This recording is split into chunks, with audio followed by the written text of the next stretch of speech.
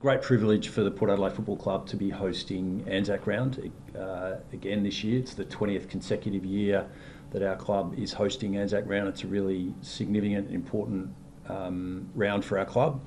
If I could welcome President of the RSL, Dave Petersen, and Zak Butters, who'll be playing his 100th game this Friday night against St Kilda in the Anzac Round clash.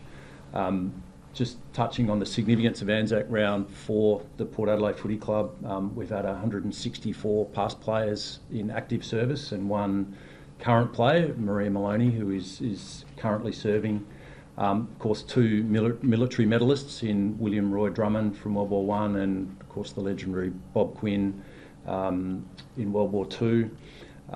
Plus, really importantly, our club does a lot of work in this space. We have a ADF Veterans program that helps veterans who are returning from active service. And also today out here we're launching the Power to Thrive program, which is a program specifically aimed at defence families. A lot of defence families relocate from all around the country, so that connection with community is really important, and we play a really active role in that. And we'd like to thank the Federal Department for Defence for their partnership in that program. Of course, the Peter Bagco Medal will be awarded to the player adjudged the best player on Friday night, and obviously it's going to be a big game Friday night, national audience, and of course all the festivities sit around it. So I'd like to thank Dave and the RSL. All the proceeds from our Guernseys will be donated to the RSL, and also we've been selling some hats this week, and the proceeds from that go towards the ADF Veterans program. So really important work for our club. Looking forward to it, and of course Zak's 100th game, which is a big occasion as well. Thank you. Can you tell us more about the Power to Thrive program? How does that all work? Yeah, sure. So the Power to Thrive program is, as I said, we have two programs. So the ADF Veterans program, which really works with ex-servicemen and helps them with their transition back into society. And the Power to Thrive program works with the families and children of current servicemen and women. One of the things that they find really challenging is often they're moving all around the country, so that connection into community and schools and is critical. So we've got 150 families here today as part of that, involved in a clinic. All of those families will be coming to the footy on Friday night, and I think they're currently touring the building with some of our players. So just plays a really important role in helping connect those families into the community here in South Australia. How big is it for the club to have 20 years of hosting a game here in Anzac Round? It's always been our number one fixture request. Our connection to Anzac Round, as I said earlier, we have 165 players serve our country.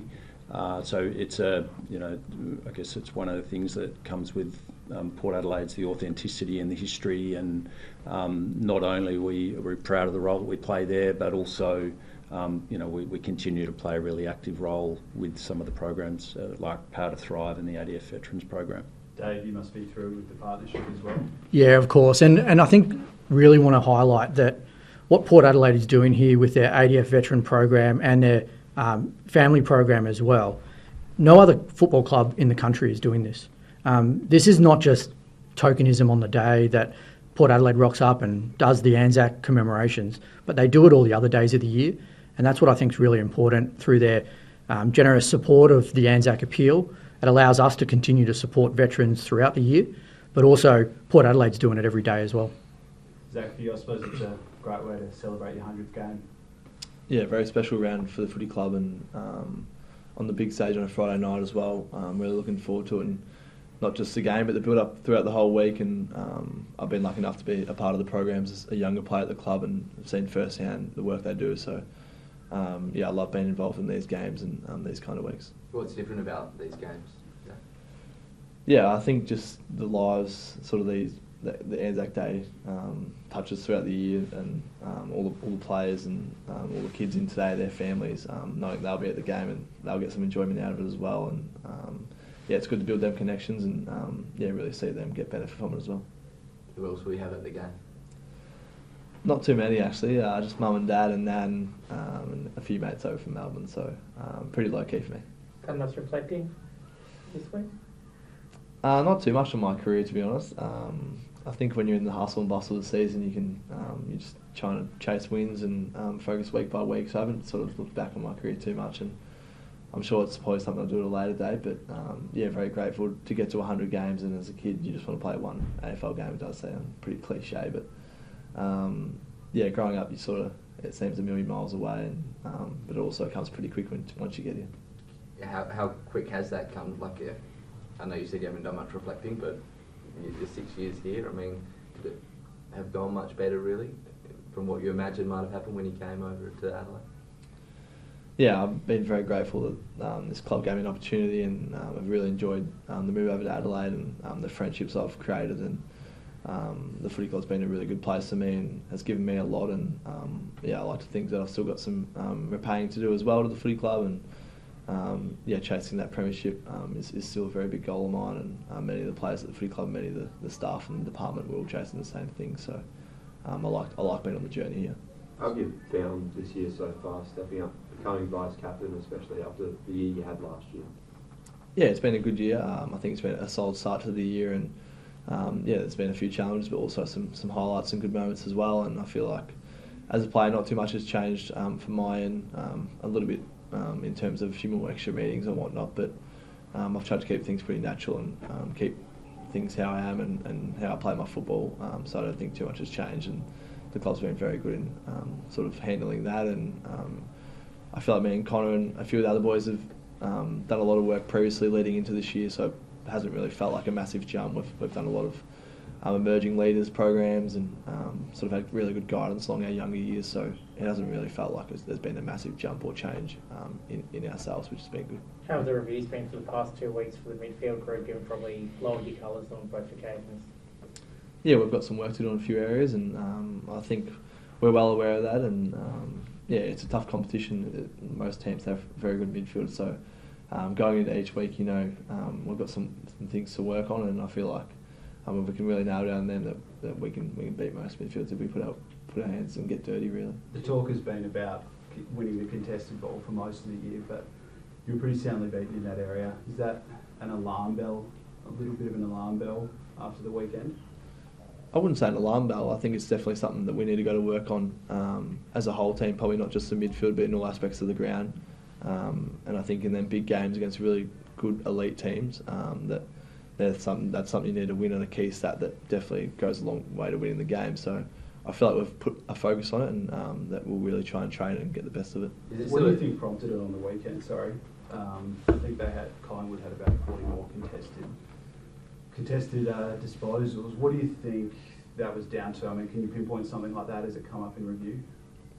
I think you can pinpoint it. I think you can also look at how it is. I think when you hear contested ball, you think automatically it's stoppage, it's a midfield battle, but contested balls all over the ground. So I think when it's that big of a number, I think you've got a lot of areas you probably need to tweak to look at some things and get better. And I feel like there's a few structure things we can tweak, and also just a bit of work rate stuff and getting the hands dirty and actually getting in the contest. So I think I think if it's littler, you can probably pinpoint it a bit more. When it's a bit bigger like that, it's probably happening in a few areas. Just on stoppage, it sounds like there was a stat floating around last night on Classified that yourself, Connor and Jason have only had 9 centre bounces together this year. Would you like to have the three of you guys in together a little bit more, or do you think the balance is right the way it is? Yeah, I think the balance has been good. I think it's not all about us three. I think we've got a Brownlow medalist in there, and Ollie Wines, and Willem Drew plays his role and definitely complements us. So I think we've got a nice crew in there, and I think we work really well together. And I think we'll get our chances where it's just me, Connor and Jason, but I think we've got a pretty good talented group in there that it doesn't always have to be us. Look, I think you said after the couple of finals last year that because it was a new look for a lot of you guys, and you're almost overawed by the situation. Is it still a question mark for you guys as a group when you come up against those top teams in those big games that you haven't really yet been able to consistently get it done? Yeah, I think that'd be a fair statement that we consistently probably haven't got it done in them big games, and I think we're not shying away from that as a football club. We sort of noted that in our review yesterday, and it's something that we need to go to work on. But we do think we're a really good football team, and we feel like to take that next step, we obviously have to start performing in them games and really going to work on things that stand up in them games of football. And I feel like that's something that we're trying to do and we're trying to work on. So I feel like hopefully throughout the year you can see that comes to the forefront. Good. I was just going. Oh, sorry. I was just going to ask Richo. There's been a lot of talk. Just to pick it slightly. There's been a lot of talk about succession plans and lots of talk about Josh Carr potentially being the next coach of the football club. But are we led to believe that that's how it's all going to play out over the next few years, or is there a bit of water to go under the bridge there? No, look, I mean, I think all that talk has been external. We've been really consistent all the way through. Ken's our coach. He's the right person to lead this group for the next couple of years. And at the same time, we've got an assistant coaching group that we've got a lot of faith in as well. And I think Ken himself has said that Josh is potentially a senior coach in waiting. Our job is to, like it is with all of our staff, as well as our coaches, is to help them continue to grow and develop, and that's what we'll continue to do. So the talk of succession plans external, it's not internal. We're really comfortable and pleased with the progression of our whole group. Is there any handshake agreement of any sort? No, as I said, all of that talk is external. Is it something you do have to, as we see coaching merry-go-rounds and there will be vacancies come up, when you've got someone as highly rated externally as Josh, is it something that you have to bear in mind, that you'd still like to keep that door open? Well, I think, and Chris Davies talked about this a little while ago. I think his line was walk and chew gum. So I'm not going to steal that line from him, but that's right. We're a club that has made sure that we've developed our people internally. That's what that does is that retains good people, but also it attracts good people. So if we continue to grow and develop people, when we get to a point where we need to make a decision on who our next coach is, it means that we're going to have some really strong candidates internally, but also look at other options. And that's really what our role is to make sure that we're continually growing and developing our people so that we've got that opportunity.